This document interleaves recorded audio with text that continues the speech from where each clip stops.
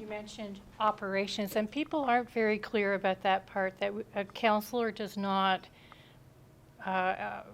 get into the operational part. We get into the policy of things that are happening or regular, but we do not get into the operations at all. That is for the staff and for the CAO to take care of.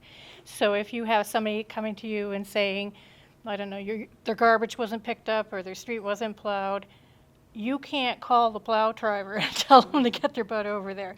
You call whoever's in charge of that, so maybe it's whoever their supervisor is, and say, you know, the street wasn't plowed or the garbage wasn't picked up. It might not be dealt with right away because they'd be on a schedule of some sort, but eventually it'll get taken care of.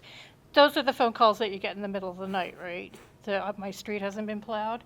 The other thing was the difference. The CAO, I want to get back to that. It's constant that people ask, why is the CAO doing this? Why do they have so much power? And you explained it very correctly, right? That they oversee the rest of the staff and what's happening, and then they report to council. The mayor, who everybody thinks has all that power, is, I guess, the figurehead and the spokesperson. But the mayor does not have that power. The council makes the decisions. The CAO carries out the decision through, it trickles down through the staff. And a lot of people get that very confused. So thank you for that. Thanks.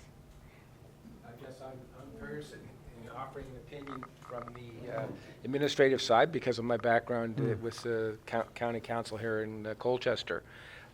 Certainly what I've heard here reflects, I guess, somewhat what the thinking should be or how it's supposed to be directed, but it's all too often, and I've seen it over my years, that a councillor goes directly to a staff person requesting something or demanding something.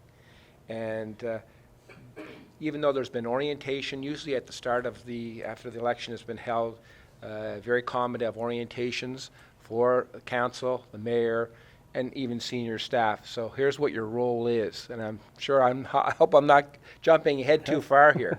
But sometimes the message just doesn't get through. We were told that if a councillor had a question, to answer the question, but not take direction. That's council's role, and if there's direction, it goes through the CAO. So mention the CAO model, let them handle it. That's their role, and council's supposed to stay out of the day-to-day operations. Like what we told, like steering a ship. That was one of the things that we were told, that if the ship is, you're there, the CAO and staff are going to get you from point A to B, but it's based on the direction of council, how we're going to get there and all that, with the policies and procedures and bylaws and all that as well. So, but I guess certainly smaller municipal units, you can see more what we call the fingers start getting into the day-to-day operations, and trying to keep those out is not easy to do. And I totally, where everybody comes from on that. It's very difficult. But well, thanks for that perspective. I just had to jump in because that's exactly my thoughts as well. Phone call in the middle of the night, you want to get it taken care of. Yeah. And you can't. You got to wait until the right person approaches the subject. Exactly, yeah. So I think we'll take, I saw one hand over here, I know there are other hands up, but I think we'll take that question and then we'll invite the councillors up so we stick on schedule. My question is exactly what power does the council have over the CAO? For example, if there's a particular issue that the CAO doesn't seem to be addressing, say there's a town council meeting, how would a councillor address this? Like, we're looking for an answer on this particular subject. Can you tell us where you are or what's being done? And if nothing's being done more than one period, what is the recourse of the councillor? Right. So I would say, and I think there's probably a number of opinions on this. I guess a few things. So, and I'll deal with it in like, if it were me, I would approach it this way. First thing is, I guess, as a councillor, my presumption would be that the CAO is not going to ignore your calls if you have questions. And Wei is laughing, so I'll say, in an ideal world, a CAO ought not ignore your calls if you have questions, and most councillors should have that access to information and that sort of thing about what's actually happening for clarification. There's no reason you couldn't ask if something will happen. If you get the answer that you're not looking for, then it can definitely come to council.